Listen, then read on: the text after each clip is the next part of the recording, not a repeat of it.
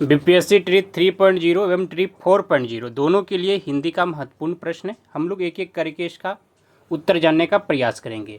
वह घर पहुंच गया, इस वाक्य में पहुंच गया निम्नलिखित में से किस क्रिया का उदाहरण है? ऑप्शन ए में प्रेरणार्थक क्रिया, संयुक्त क्रिया, द्विकर्मक क्रिया, पूर्वकालिक क्रिया। वह घर पहुंच गया, इस वाक्य में पहुंच गया निम्नलिखित में से किस क्रिया का उदाहरण है? तो द्विकर्मक क्रिया का उदाहरण। ऑप्शन सी इसका सही उत्तर है। अगला प्रश्न है कि हंसना कैसी क्रिया है? ऑप्शन ए में है सकर्मक क्रिया, संयुक्त क्रिया, अकर्मक क्रिया, प्रेरणार्थक क्रिया। हंसना जो है अकर्मक क्रिया है, तो ऑप्शन सी इसका सही उत्तर हो जाएगा। अगला प्रश्न है कि गाड़ी चलने लगी, इस वाक्य में क्रिया का रूप बताए। ऑप्शन ए में द्विकर्मक क्रिया, संयुक्त क्रिया, सहायक क्रिया, प्रेरणार्थक क्रिया। गाड़ी चलने लगी, इस वाक्य में क्रिया का रूप बताए, तो सही उत्तर हो जाएगा द्विकर्मक क्रिया। ऑप्शन ए इसका सही उत्तर है। अगला प्रश्न है कि निम्न में कौन सी सकर्मक क्रिया है? ऑप्शन ए में आना, जाना, लेना, मरना। निम्न में कौन सी सकर्मक क्रिया पूछ रहा है, तो सही उत्तर हो जाएगा जाना। ऑप्शन बी इसका सही उत्तर है। अगला प्रश्न है कि निम्नलिखित में से कौन सी अकर्मक क्रिया है? ऑप्शन ए में है खाना, पीना, उठना, आना। अकर्मक क्रिया पूछ रहा है, तो सही उत्तर हो जाएगा आना। ऑप्शन डी इसका। अगला प्रश्न है कि निम्नलिखित में कौन प्रेरणार्थक क्रिया नहीं है? ऑप्शन ए में है रहना, भेजना, चुभोना, रखना। निम्नलिखित में कौन सा प्रेरणार्थक क्रिया नहीं है, ये पूछ रहा है, तो सही उत्तर हो जाएगा रहना।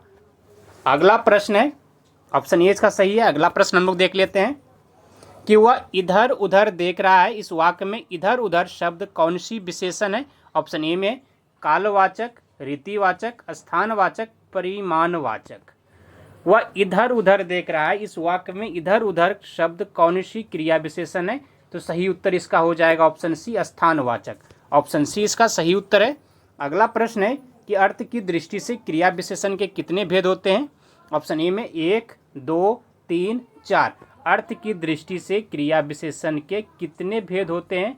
तो सही उत्तर हो जाएगा 2। ऑप्शन बी इसका सही उत्तर है।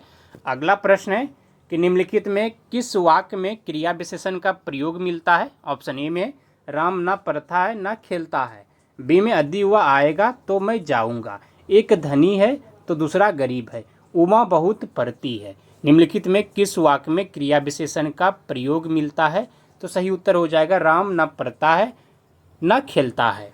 तो ऑप्शन ए इसका सही उत्तर है। अगला प्रश्न देख लेते हैं हम लोग कि तुम खा रहे हो, वाक्य में सहायक क्रिया है। ऑप्शन ए में हो, खा रहे, तुम। तो हो जो है वह सहायक क्रिया है। ऑप्शन ए इसका सही उत्तर है।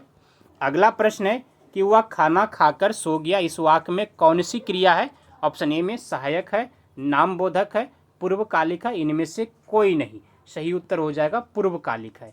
वह खाना खाकर सो गया, इस वाक्य में कौन सी क्रिया है? तो पूर्वकालिक है। अगला प्रश्न है कि मुख्य क्रिया के अर्थ को स्पष्ट करने वाली क्रिया होती है। ऑप्शन ए में सहायक क्रिया, नामबोधक, प्रेरणार्थक क्रिया, नाम धातु। मुख्य क्रिया के अर्थ को स्पष्ट करने वाली क्रिया होती है, तो सही उत्तर हो जाएगा सहायक क्रिया। ऑप्शन ए इसका सही उत्तर है। अगला प्रश्न हम लोग देखते हैं कि जब क्रिया का प्रधान कर्ता होता है तो कौन सा वाच होता है? ऑप्शन ए में है कर्मवाच, भाववाच, कर्तृवाच, कर्तृवाच। इनमें से कोई नहीं। जब क्रिया का प्रधान कर्ता होता है तो कौन सा वाच होता है? वह कर्तृवाच होता है। ऑप्शन सी इसका सही उत्तर है। अगला प्रश्न हम लोग देखते हैं कि राम खाना खाता है, इस वाक्य में कौन सा वाच प्रयुक्त हुआ है? ऑप्शन ए में कर्म, भाव, कर्ता, भाव तथा कर्ता। राम खाना खाता, इस वाक्य में कौन सा वाच प्रयुक्त है? तो सही उत्तर हो जाएगा कर्म। ऑप्शन ए इसका सही उत्तर है। अगला प्रश्न है कि राधा से गाया नहीं गया, इस वाक्य में कौन सा वाच है? ऑप्शन ए में कर्मवाच, भाववाच, कर्तृवाच, इनमें से कोई नहीं। राधा से गाया नहीं गया, इस वाक्य में कौन सा वाच है? तो सही उत्तर हो जाएगा भाववाच है। ऑप्शन बी इसका सही उत्तर है। अगला प्रश्न है कि वहाँ वर्षा हुई होगी, इस वाक्य में कौन सा काल प्रकट होता है? ऑप्शन ए में संदिग्ध, अपूर्ण वर्तमान, संभाव, पूर्णभूत। वहाँ वर्षा हुई होगी, इस वाक्य में कौन सा काल प्रकट होता है? तो अपूर्ण वर्तमान। ऑप्शन बी इसका सही उत्तर है। अगला प्रश्न है कि निम्नलिखित में किस वाक्य में क्रिया वर्तमान काल में है? ऑप्शन ए में है उसने फल खा लिए थे, मैं तुम्हारा पत्र पढ़ रहा हूँ, अचानक बिजली कौंध उठी। और डी में है कल वे आने वाले थे, ऑप्शन डी। तो निम्नलिखित में किस वाक्य में क्रिया जो है वर्तमान काल पूछ रहा है, तो सही उत्तर हो जाएगा मैं तुम्हारा पत्र पढ़ रहा हूं। तो ऑप्शन बी इसका सही उत्तर है। अगला प्रश्न हम लोग देखते हैं कि राम द्वारा पढ़ाया जा रहा है, इस वाक्य में कौन सा वाच्य है। ऑप्शन ए में है कर्मवाच्य, कर्तृवाच्य, भाववाच्य, इनमें से कोई नहीं। राम द्वारा पढ़ाया जा रहा है, इस वाक्य में कौन सा वाच्य है, तो इसमें भाववाच्य है। तो ऑप्शन सी इसका सही उत्तर है। अगला प्रश्न है कि जहां आज तुम हो वहां कल मैं था, वाक्य में किस प्रकार का क्रिया विशेषण है। ऑप्शन ए में है मूल क्रिया विशेषण, साधारण क्रिया विशेषण, संयोजक क्रिया विशेषण, अनुबद्ध क्रिया विशेषण। जहां आज तुम हो वहां कल मैं था, वाक्य में किस प्रकार का क्रिया विशेषण है, तो सही उत्तर हो जाएगा संयोजक क्रिया विशेषण। ऑप्शन सी इसका सही उत्तर है। अगला प्रश्न है कि वह रात दिन पढ़ता रहता है, इस वाक्य में किस प्रकार का क्रिया विशेषण है। ऑप्शन ए में संयोजक क्रिया विशेषण, स्थानीय क्रिया विशेषण, संयुक्त क्रिया विशेषण, अनुबद्ध क्रिया विशेषण। वह रात दिन पढ़ता रहता है, इस वाक्य में किस प्रकार का क्रिया विशेषण है, तो सही उत्तर हो जाएगा संयुक्त क्रिया विशेषण। तो ऑप्शन सी इसका सही उत्तर है। अगला प्रश्न है तुम अपना हिसाब थोड़ा थोड़ा कर चुकता कर लो, इस वाक्य में कौन सा क्रिया विशेषण है। ऑप्शन ए में है संयुक्त क्रिया विशेषण, रीतिवाचक क्रिया विशेषण, परिमाणवाचक क्रिया विशेषण, स्थानीय क्रिया विशेषण।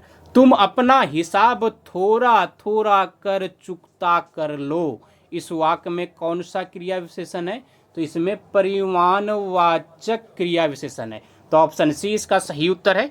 अगला प्रश्न है कि निम्नलिखित में कौन अविकारी है। ऑप्शन ए में है अव्यय, क्रिया विशेषण, विशेषण, और डी में ए और बी। अव्यय और क्रिया विशेषण जो है वह अविकारी है, तो ऑप्शन डी इसका सही उत्तर है। धन्यवाद आप सभी को। जय हिंद। मिलते हैं अगले दिन फिर हिंदी के कुछ महत्वपूर्ण प्रश्नों के साथ।